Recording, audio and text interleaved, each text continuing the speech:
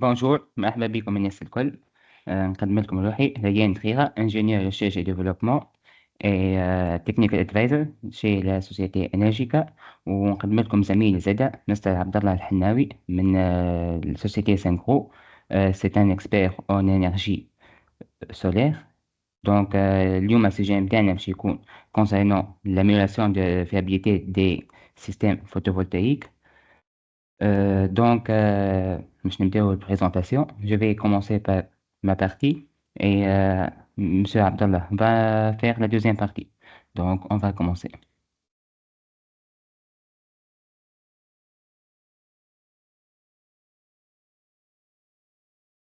Bonjour à tous une autre fois.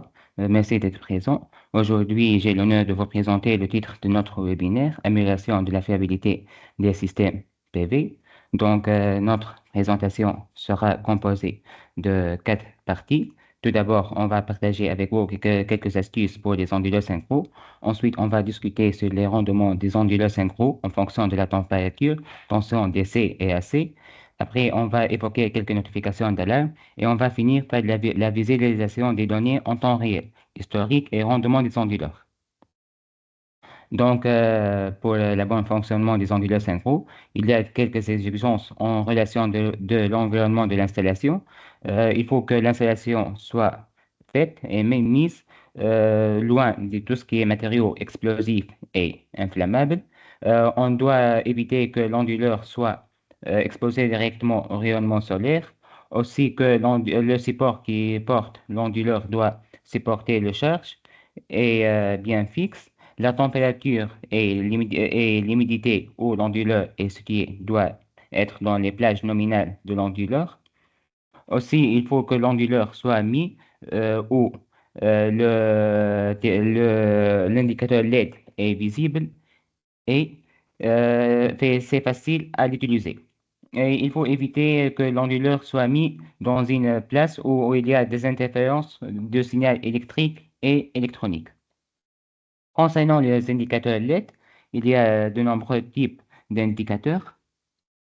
Parmi ces indicateurs, on peut dire si le voyant bleu est allumé, cela veut dire que l'onduleur fonctionne normalement. Si cet onduleur, ce témoin LED clignote, cela veut dire que l'onduleur est en mode veille. Si le voyant est en rouge, c'est-à-dire que l'onduleur a une erreur, il faut le corriger. Si le témoin est de couleur gris, cela veut dire que l'onduleur est éteint et il est hors tension, DC et AC. Maintenant, parlons sur un autre sujet, l'exigence d'espacement des onduleurs synchro de la gamme RS.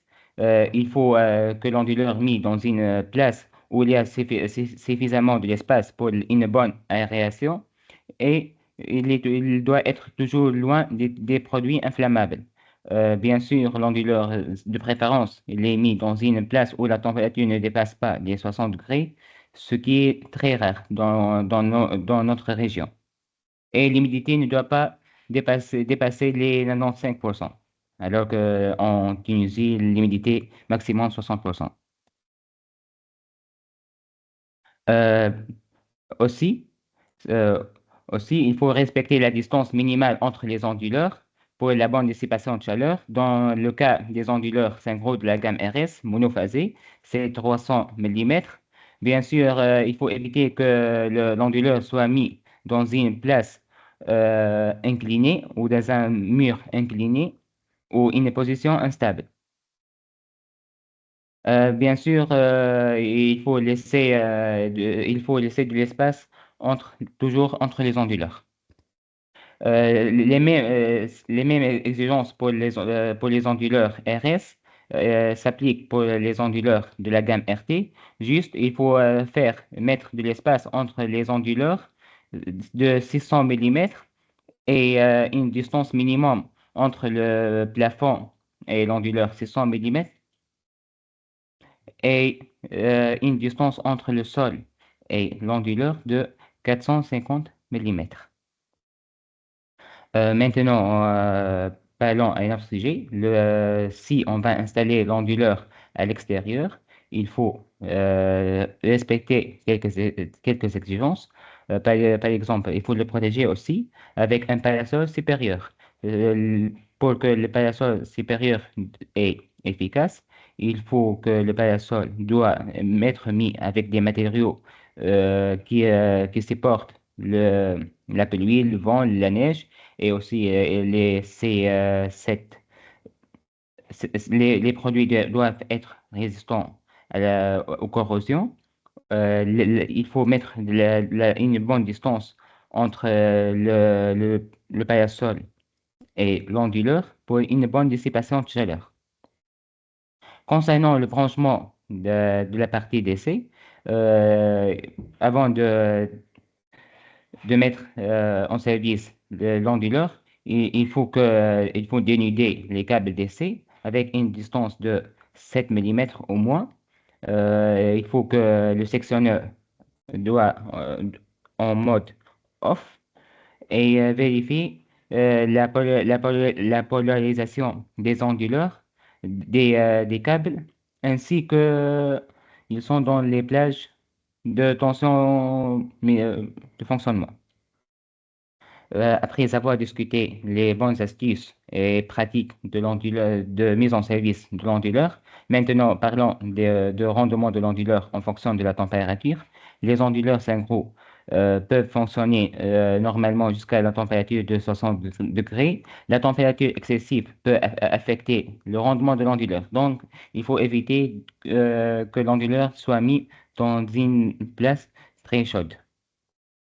Maintenant, passons au rendement de l'onduleur en fonction de la tension d'essai. Tous les onduleurs synchro sont équipés d'une fonction d'essai boost, d'où ces onduleurs peuvent fonctionner au faible ensoleillement, soit le matin, soit jusqu'au coucher du soleil. C'est un atout. Pour que l'onduleur fonctionne avec ses performances complètes, il faut que le courant d'entrée par MPPT pour les onduleurs de la gamme RS être au minimum 180. Dans le cas de l'onduleur RS de 4 kg, c'est 190 et ne dépasse pas les 80 pour avoir les meilleures performances. Côté performance de l'onduleur, côté AC, c'est le rendement. Parfois, si le voltage diminue, le voltage AC diminue, logiquement, l'onduleur va garder la même puissance, donc il va augmenter l'ampérage. Mais dans ce cas, ça va faire des risques sur l'installation. Alors, l'onduleur, dans ce cas, il va déclasser l'ampérage pour qu'il soit stable. Au contraire, si le voltage va augmenter, l'onduleur va garder la puissance stable pour la protection de l'installation. Même exigence pour les onduleurs synchro de la gamme RT. Il faut que la température soit toujours inférieure à 60 pour que le rendement soit stable. Bien sûr, comme son petit frère, l'onduleur de la gamme RS, le rendement des onduleurs synchro de la gamme RT est toujours équipé avec l'option DC Boost, d'où l'onduleur est capable de fonctionner à des faibles ensoleillements. Il est recommandé que la tension d'entrée par MPPT est de 100 pour que l'onduleur fonctionne normalement et en pleine performance, et que la tension d'entrée par MPPT ne doit pas être supérieure à 850 pour que la production soit stable. Même état pour les onduleurs synchro de la gamme RT. Si la tension AC va être bas, l'onduleur va déclasser l'ampérage. Si la tension augmente, l'onduleur peut fonctionner normalement jusqu'à la puissance de 170 sans aucun risque de perte de performance. Euh, Après avoir discuté sur les rendements, maintenant on va discuter sur les notifications d'alarme. Parmi ces notifications d'alarme, l'erreur 39 est due à une faible résistance d'isolation. Donc, il faut vérifier la continuité des câbles s'il y a une interruption de câble ou un problème dans la partie d'essai. Concernant l'erreur 12, c'est une erreur due au courant de fuite. Ce courant de fuite peut être à cause des conditions climatiques comme la pluie, une très haute humidité. Si cette erreur persiste, il faut vérifier s'il y a un problème dans l'installation comme un fil en contact avec la structure c'est un courant de fuite.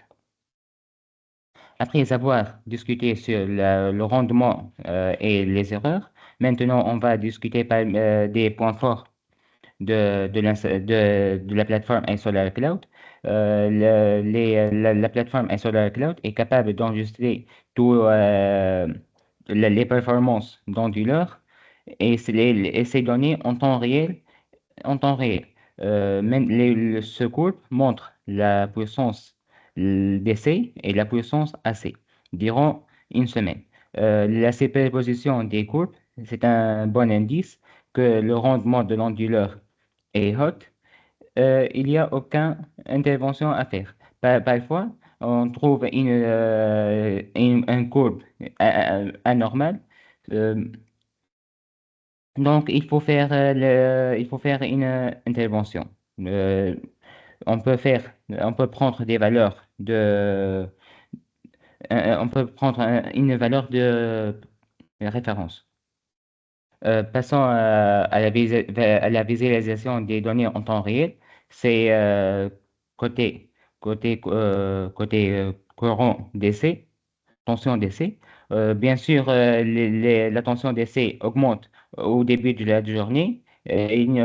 On constate une diminution faible de une diminution faible de la tension au milieu de la journée et il augmente de nouveau à la fin de la journée. C'est normal, ce sont ces panneaux.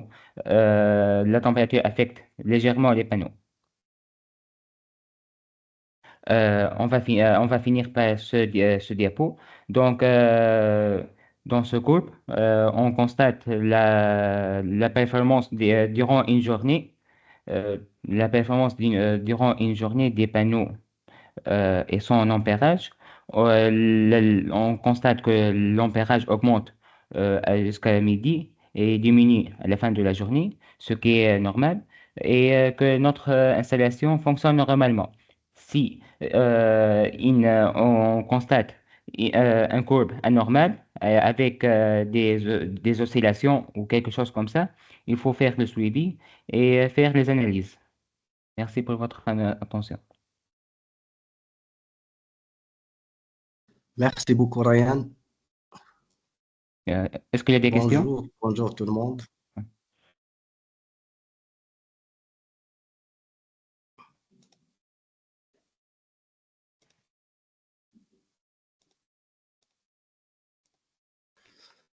Merci beaucoup, Ryan. Ravi d'être avec vous encore une Merci. fois. Je suis Abdel Hamnaoui de la société Sangro. Pour les questions, on peut les laisser à la fin de ce webinaire. Donc, pour la deuxième partie de ce webinaire, on va voir quelques astuces d'amélioration de la fiabilité du système PV. Le contenu de ce webinaire, c'est la récupération PID et comment l'activer sur le iSolar Cloud, la fonction anti-arc AFCI et comment l'activer, le scan de la courbe IV et l'activation et quelques actions pour la maintenance préventive. Donc, la récupération PID, c'est le potentiel induit dégradation, c'est la dégradation induite par le potentiel qui entraîne une diminution progressive de rendement énergétique qui peut arriver jusqu'à 30% de l'efficacité des panneaux solaires et qui affecte aussi la durée de vie des panneaux solaires. Cette dégradation est causée par une différence de potentiel électrique entre les cellules et le matériau du panneau. Et cette différence de potentiel qui génère un courant électrique qui dégrade le matériau. Quand on voit sur la photo, avec le temps, la dégradation des cellules sur un panneau. Les causes principales de cette dégradation, c'est la température est élevée, l'humidité est élevée ou bien le sel. Pour la récupération PID des onduleurs synchro, c'est fait par un éphéméroir d'un boost. C'est l'injection d'une tension positive pendant la nuit dans la partie négative des panneaux. Comme par exemple, on voit ici la courbe et le risque de l'EPID qui augmente lorsqu'il y a une grande différence entre le plus et le moins. Si le moins il est un petit peu proche de zéro, donc le risque diminue. Pendant la nuit, les onduleurs synchro, ils vont injecter une tension positive dans la partie négative des panneaux qui va diminuer qui va diminuer le problème PID. Donc, on a fait l'expérience réelle sur un onduleur résidentiel pour un panneau de 240 watts crête. Après, après le panneau est fiblé à cause de la PID, sa puissance est devenue de 228. Après la première récupération PID, elle a récupéré presque 10 watts. Donc, après l'utilisation pendant un certain moment, il a perdu encore une partie de sa puissance et on a refait la récupération PID qui a augmenté sa puissance à 237 watts. Donc, pendant une longue utilisation de ce panneau, on a perdu presque 3 watts crête, alors que pour d'autres panneaux qui n'ont pas cette fonction de l'EPID, ils peuvent perdre jusqu'à 30%. L'activation de la récupération PID se fait sur les paramètres avancés sur le iSolar Cloud et vous allez sur le contrôle de la puissance. Un point très essentiel, c'est qu'il faut fermer la suppression de croissance de tension en absence de réseau parce que pendant la nuit, peut-être que le réseau, on va perdre le réseau. Donc, il faut, et en même temps, on va faire une croissance au niveau négatif de la partie, au niveau négatif du panneau. Et après, on l'active comme vous voyez ici, le point 5, récupération nocturne PID, c'est on fait activation. Une remarque ici, la récupération PID ne peut pas être activée simultanément si le paramètre de suppression, on parle de ce paramètre, PID de journée complète ne sont pas présents ou s'ils sont désactivés. En passant maintenant à la anti-arc, la FCA, l'Arc Fault Circuit Interrupter, c'est un disjoncteur différentiel de défaut d'arc. C'est conçu pour détecter et interrompre rapidement le courant électrique en cas d'arc électrique et réduisant les risques d'incendie, comme on voit ici sur les photos. Ces des installations sans la FCI, donc ça risque d'enflammer les panneaux. Le Sangro, on a reçu le premier rapport technique au monde sur la détection de l'arc par le tube CID. Pour des onduleurs qui ont pas cette fonction dans anti-arc, il faut utiliser soit un optimiseur, ça existe dans plusieurs marques, et soit un rapid shutdown de la marque Chigo, ou bien soit le Smartbox. Donc, le prix de ces dispositifs est de $70 minimum. Donc, cette fonction, elle est inclue dans toute la gamme de Sangro, que ce soit les résidentiels ou bien l'industriel et commercial. L'algorithme de Sangro pour faire l'anti-arc se fait sur 3 parties. La première détection de l'arc et après, elle va renvoyer les résultats au processeur, le processeur de l'onduleur. Et après, elle va refaire une analyse une deuxième fois et une troisième fois pour voir si cet arc est réel ou non. Et s'il a confirmé l'arc pendant les 3 essais, il va arrêter l'onduleur complètement et il va vous donner sur le iSolar Cloud une erreur anti-arc. Une erreur d'arc, pardon.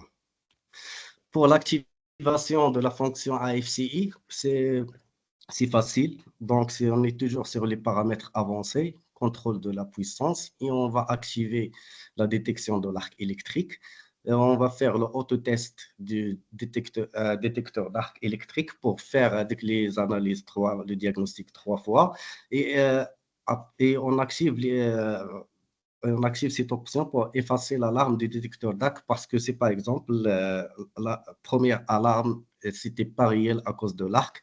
Donc, il va pas l'afficher sur la Solar Cloud. Donc, il faut activer les trois options. En passant maintenant à la EV Scan, c'est le balayage de la courbe EV qui aide à identifier euh, les performances de votre panneau et votre string photovoltaïque. La précision de l'EV Scan de Sungrow, elle est supérieure à 95%.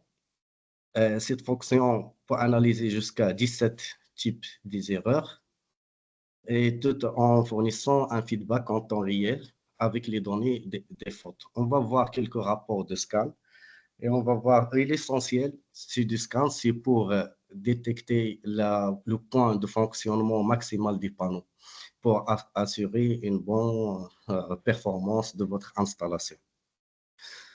Pour l'option EV Scan, pour la plupart des comptes, il n'est pas sur un site parti, donc il faut faire une demande auprès de Sango ou bien de votre distributeur pour ajouter cette option sur votre compte iSolar Cloud.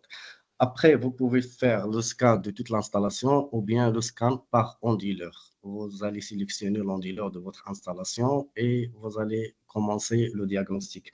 Mais avant de faire tout ça, il faut par exemple configurer les chaînes sur votre installation. Pour la configuration des chaînes, vous allez sur le paramètre de la centrale et après sur le PV Module Management et vous allez sélectionner la marque des panneaux que vous utilisez et après le nombre de panneaux.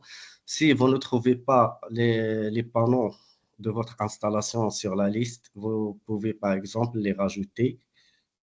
Et après, vous allez mettre toutes les informations de la fiche technique de votre panneau. Par exemple, la marque, le type, par exemple, unifacial ou monofacial.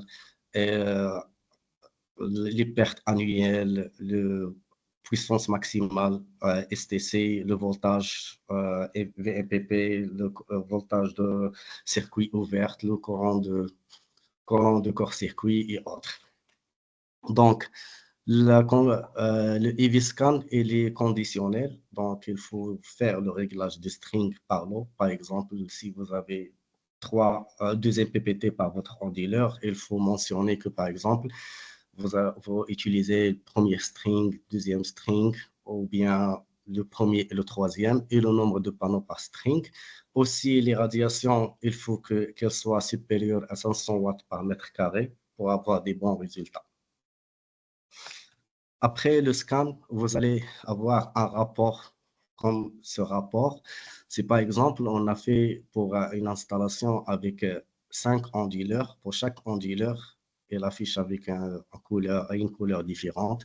Pour cette installation, on a 90 chaînes. Les chaînes anormales, ce sont 86. Donc, il va afficher le rapport des chaînes normaux avec les chaînes défectueuses.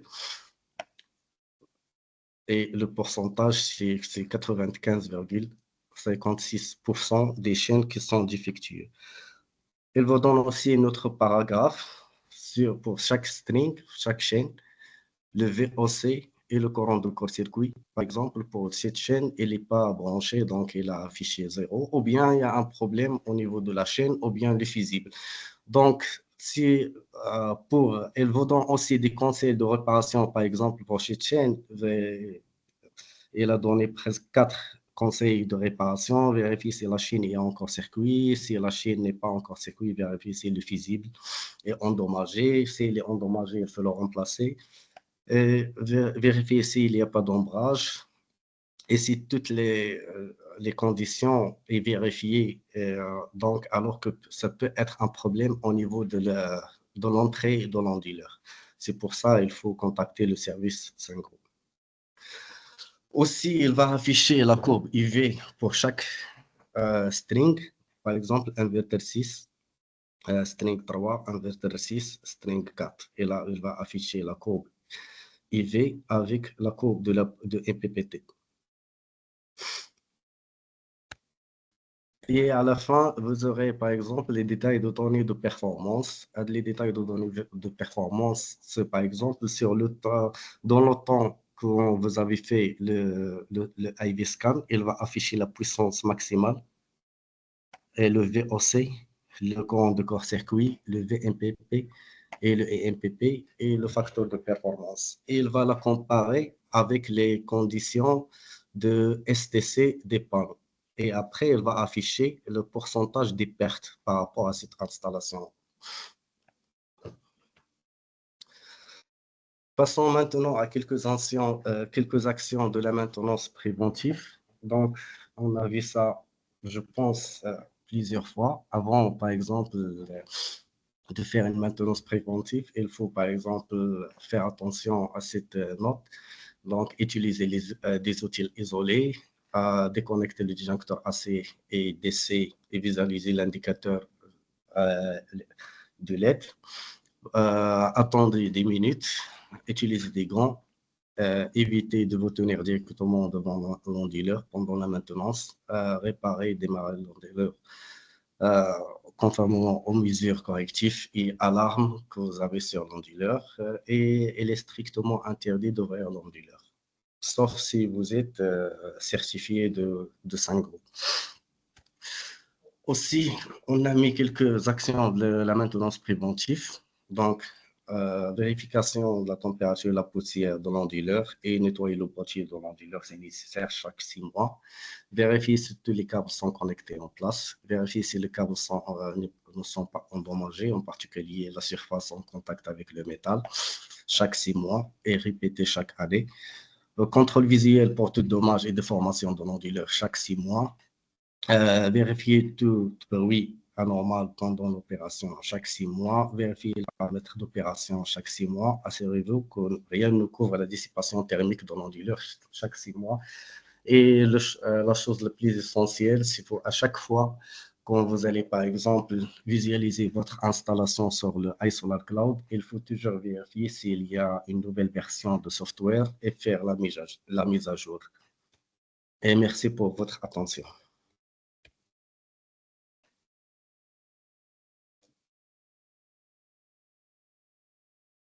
Merci, M. Abdallah, pour votre temps et votre explication. Donc, est-ce qu'il y a des questions?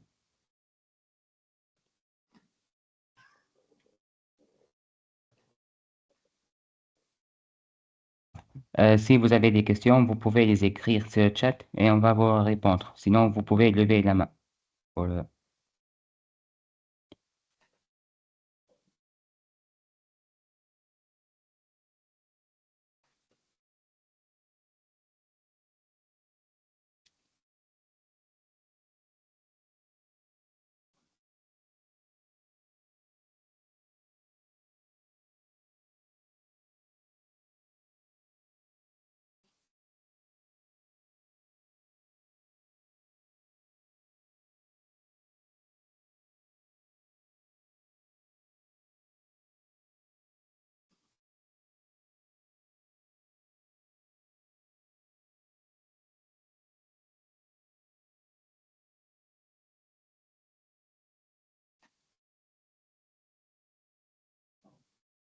Donc, si vous avez des questions, n'hésitez pas à les écrire et on va vous répondre. Même si concernant un autre sujet ou autre modèle des onduleurs synchro, on peut vous répondre. N'hésitez pas d'écrire, s'il vous plaît.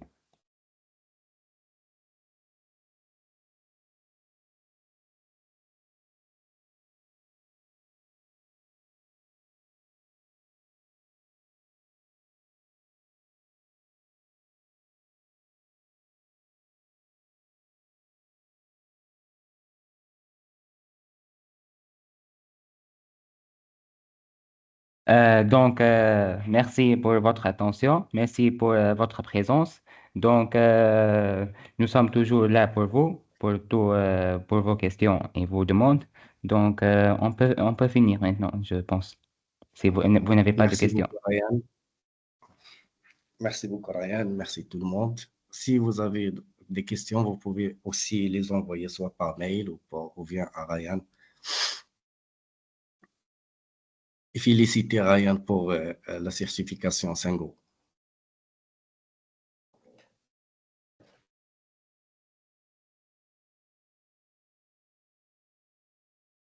Donc, merci une autre fois, Monsieur Abdallah, et au revoir à tous. Merci, au revoir.